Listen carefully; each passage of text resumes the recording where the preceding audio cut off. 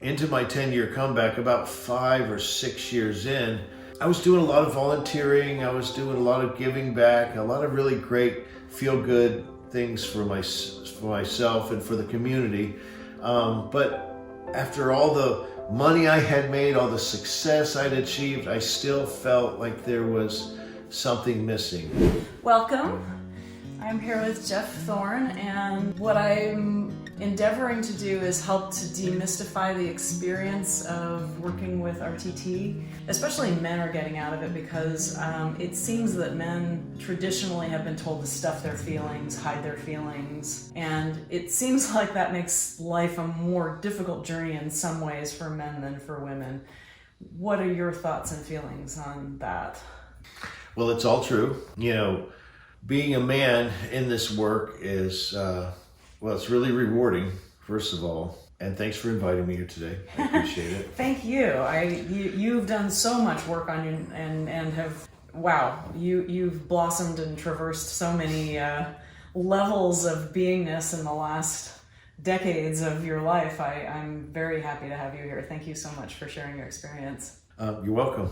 So what I found, and it's been my experience, that I had to really forget everything that I learned up until the point of about 3 years ago, which is a lot, you know, what it means to be a man, what men do, what men feel, what men show, you know, all those things I had to let go of to kind of figure out how to get to a place where I would become vulnerable and actually open up my heart. For a lot of guys, I mean, I can speak for myself, that it's very scary. Yes. I recently did another interview and he said he worked with, and I've had the same experience with Vietnam veterans, and they'd rather be in a situation with bullets flying by than dealing with the feelings, because that in some ways feels scarier. Well, yeah, because those are knowns. You know, the unknown for men, because, you know, think back to, you know, what we're taught. We are protectors and we are providers. That's what I was taught growing up. That is my role in a relationship or in the world. I have not let go of the protector role completely because I've got 2 daughters, and I think that I'll always carry some of that. But even with that, I have to recognize that, you know, the plans that the universe has for me are not my plans, but are probably the best plan. And so to let go of one's own desire to control things and to control a predictable, logical outcome, that was one of the biggest hurdles of getting to the path of enlightenment. And it's tough, you know, it's tough because what do they say? They say boys don't cry. It turns out that I cry a lot now. I let go of a lot of emotions and a lot of tears. And even though it's become easier, it's still not a social norm, is it? You know, to see men crying, when other men see that, that's a sign of weakness. And yet there are men's groups forming that allow that space and also allow the protector masculine role to co-thrive.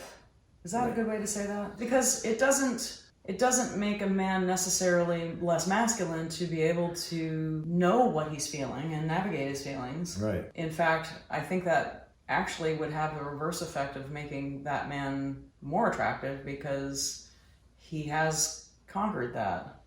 Because it is a conquering of sorts. It is a mastery of oneself, and it's a daily project, you know.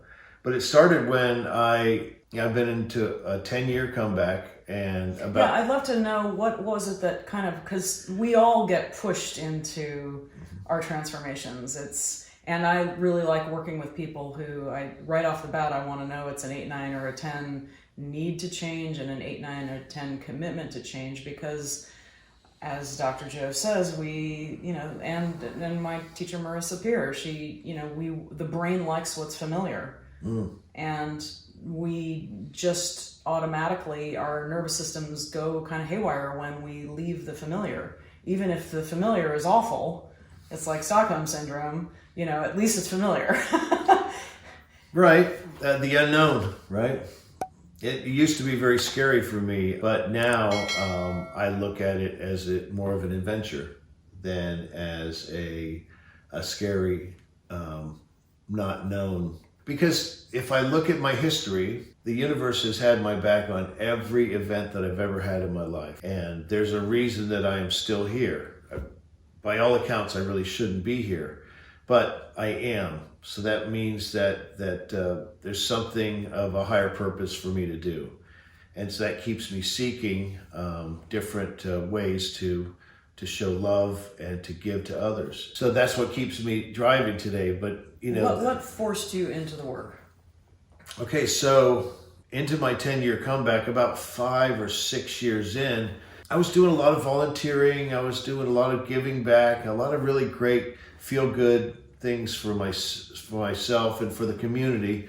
But after all the money I had made, all the success I'd achieved, I still felt like there was something missing. You know, I've heard Dr. Joe say, you know, what else is there? And that's really the feeling that I had is this all there is? And coming from, you know, being a recovering Catholic that I am and not really buying into the organized religion, I was seeking spirituality. And somebody said, you know, you ought to watch that movie, The Secret. And so I did. And what a change came over me as to the cause and effect of our thoughts and our words and how we literally manifest what we speak of and what we think of. So I immediately started doing affirmations, 4 hours plus a day, driving in my truck from job to job. I would be yelling and shouting affirmations, and I saw almost immediate results.